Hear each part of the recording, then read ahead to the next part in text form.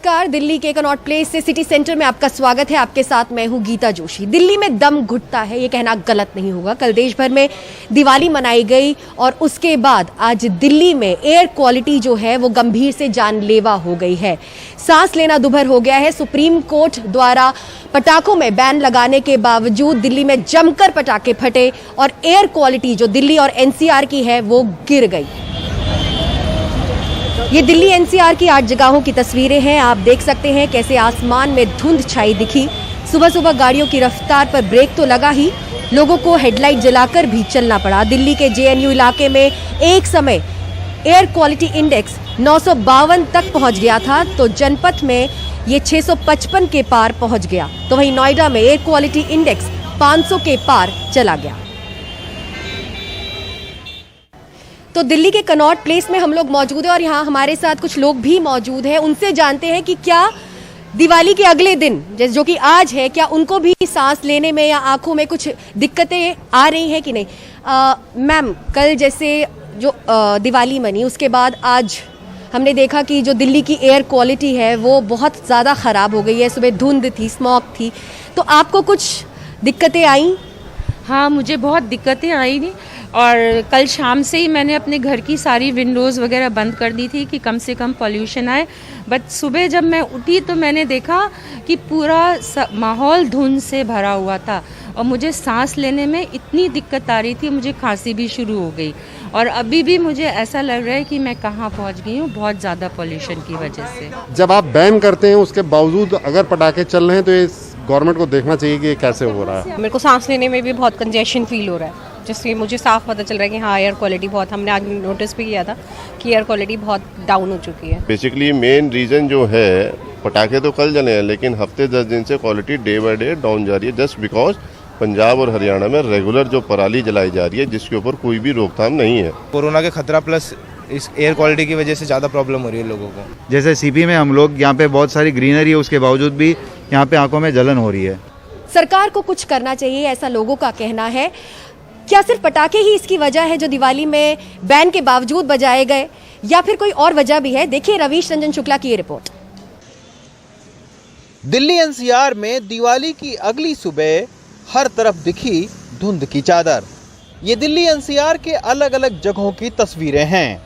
रातों रात प्रदूषण का स्तर खतरनाक हो उठा। दिल्ली, नोएडा, गाजियाबाद तक में हवा की गुणवत्ता 500 से 1000 के बीच खतरनाक स्तर पर रही।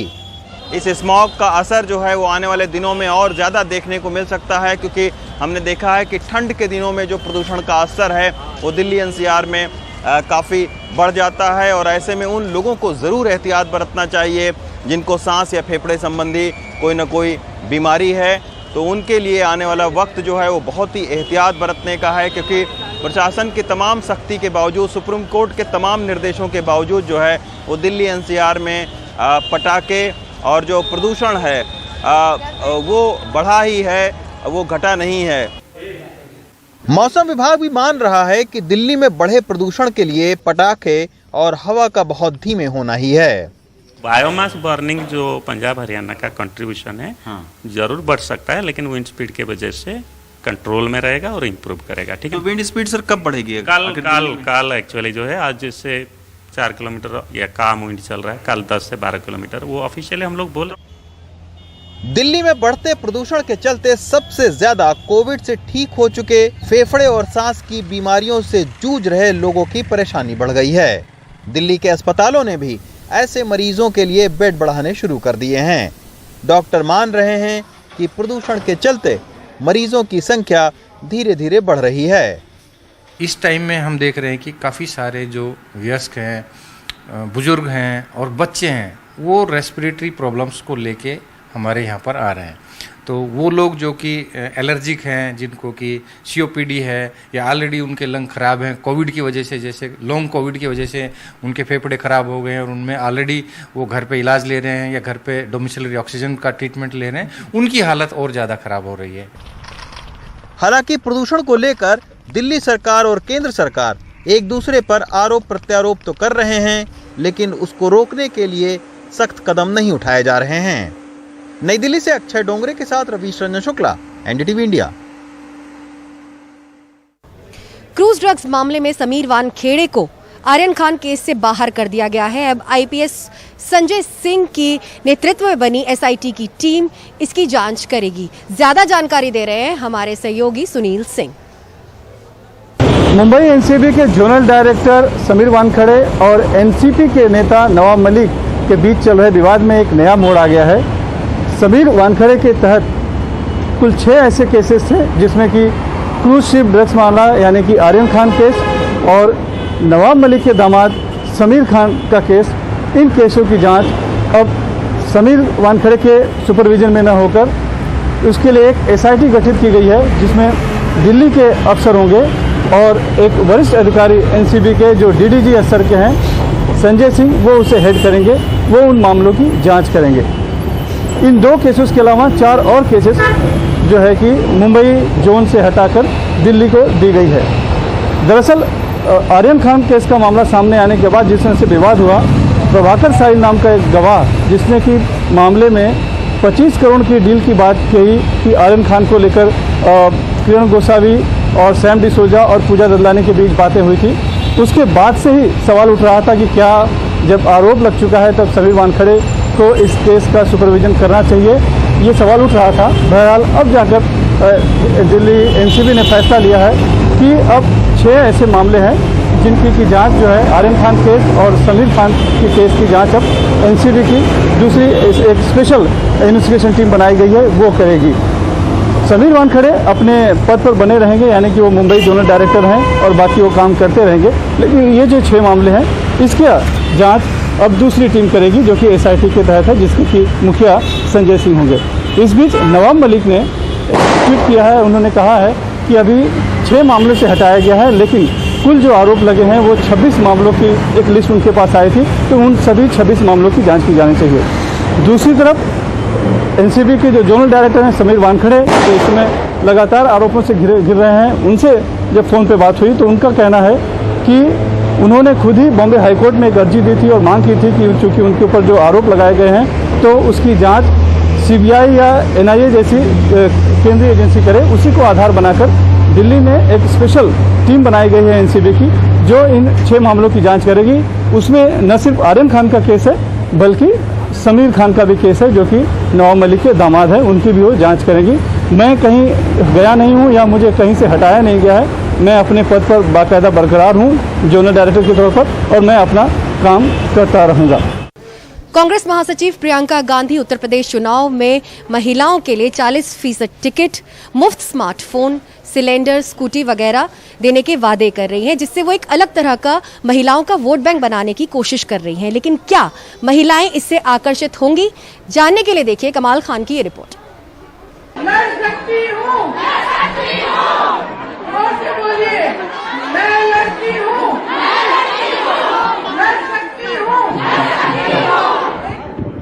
प्रियंका उन्हें लड़ने के लिए तैयार कर रही हैं।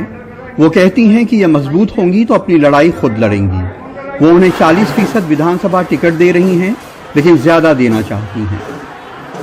शुरुआत है, 40 से शुरू करेंगे। अब मैंने कहा अगर मेरा बस चलता तो 50 होता, तो लेकिन सबकी सहमति के साथ 40 तय किया है। अगले चुनाव में 50 भी हो सकता है। कांग्रेस नेता कहते हैं कि महिलाओं में इसका अच्छा रिस्पॉन्स है। जहाँ भी आज हम लोग जा रहे हैं, बहुत सारे लोग हमें कांटेक्ट कर रहे हैं, लड़कियां मिल रही हैं जो इस फैसले से जो प्रियंका जी का ये 40% का टिकट का है, इसको लेकर के उनके अंदर एक नई उम्मीद जगी हुई है। प्रियंका ने अलग महिला इलेक्शन मैनिफेस्टो जारी कर दिया है, जिसमें उन्हें 40% टिकट के अलावा कक्षा 12 की लड़की को स्मार्टफोन, ग्रेजुएशन वाली को स्कूटी, गृहिणियों को 3 मुफ्त गैस सिलेंडर, मुफ्त बस सफर, बुजुर्ग और विधवा को 1000 रुपए महीना पेंशन, आंगनबाड़ी और आशा बहू को 10,000 रुपए महीना वेतन का वादा किया है। महिलाएं अपने मुद्दों पे पहले कई बार पुरुषों से अलग रास्ता अख्तियार कर चुकी हैं। मिसाल के लिए कहते हैं कि 1999 लोकसभा चुनाव में अमेठी में तमाम पुरुषों ने संजय सिंह को और उनके घर की महिलाओं ने सोनिया को वोट दिया। 2019 के लोकसभा चुनाव में तमाम मुस्लिम महिलाओं ने उज्ज्वला के गैस और 3 तलाक के मुद्दे पे मोदी को वोट दिया। 2019 के लोकसभा चुनाव में नवीन पटनायक के 33% महिला रिजर्वेशन देने पे महिलाओं ने पुरुषों की पसंद के खिलाफ उन्हें वोट दिया। नीतीश कुमार की साइकिल योजना के असर में बड़ी तादाद में फर्स्ट टाइम वोटर लड़कियों ने भी उन्हें वोट दिया। कांग्रेस को लगता है कि महिलाएं इस मुद्दे पे अपने घर के पुरुषों से अलग रास्ता अख्तियार कर सकती हैं। बहुत सारे महिलाओं के ऐसे मुद्दे होते हैं जब महिलाएं अपने परिवार से हटकर उन इश्यूज पर एक साथ आकर के आना चाहती हैं, और शायद यही एक सोच है जो प्रियंका जी ने भी इसको सोचा है, क्योंकि ये एक untouched section across cast, across community, across financial boundaries, ये एक ऐसा बड़ा सेक्ट है जिसको हम अगर टारगेट करें तो महिलाओं के मुद्दे पर ये इससे बेहतर समय नहीं हो सकता जब प्रियंका गांधी खुद she is spearheading the campaign. Priyanka ये सारे वादे चुनाव के वक्त लेकर आई हैं।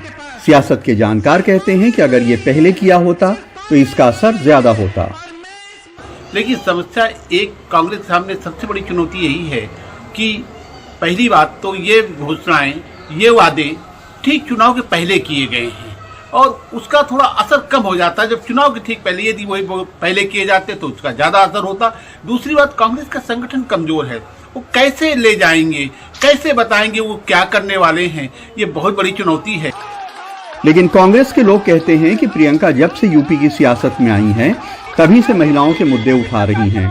हर जुल्म ज्यादती की घटना पे वो उनके वहां पहुंचती रही हैं, चाहे वो उन्नाव की घटना हो, हाथरस की हो या कोई और।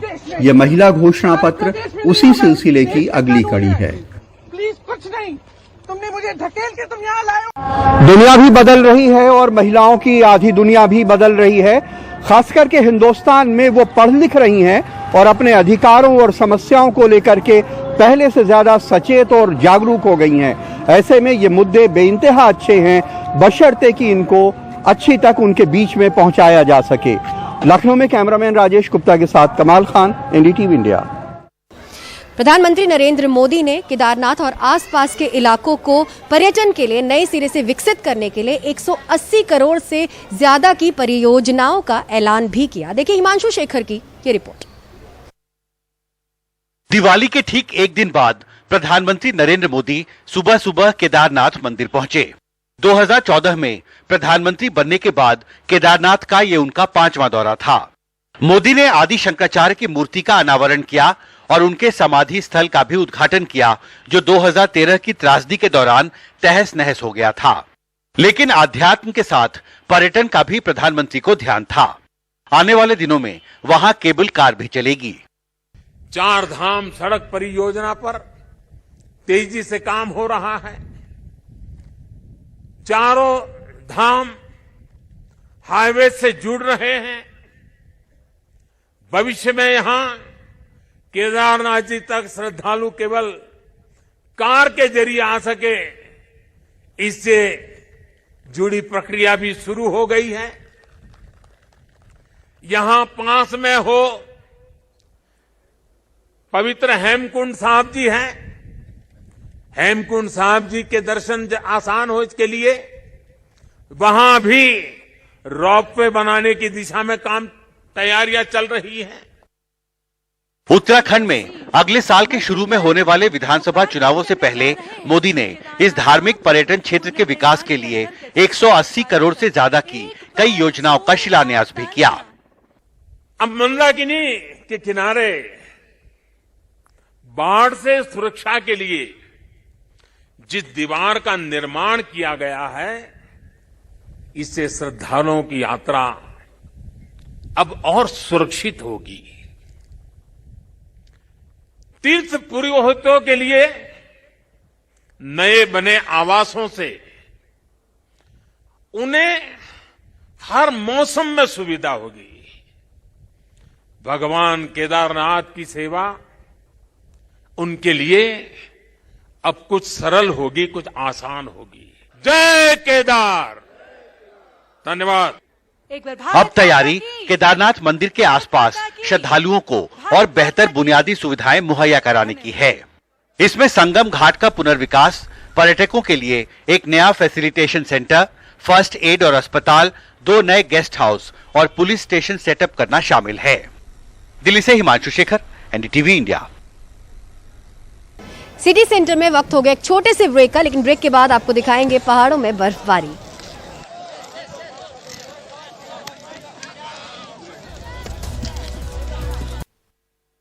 दिल्ली के वकीलों की फैक्ट फाइंडिंग टीम त्रिपुरा में हुए सांप्रदायिक हिंसा की रिपोर्ट बनाने गई थी ताकि उस रिपोर्ट को सुप्रीम कोर्ट और मानवाधिकार आयोग में दाखिल किया जा सके। लेकिन त्रिपुरा से लौटने के बाद टीम के 2 सदस्यों पर सेक्शन 13 के तहत यूएपीए लगा दिया गया। देखिए रवीश रंजन शुक्ला की ये रिपोर्ट। दिल्ली हाईकोर्ट के वकील मुकेश अब अपने लिए एक कानूनी लड़ाई लड़ने की तैयारी कर रहे हैं। मुकेश को मालूम नहीं था कि त्रिपुरा की हिंसा पर एक रिपोर्ट तैयार करना भी उन्हें महंगा पड़ेगा।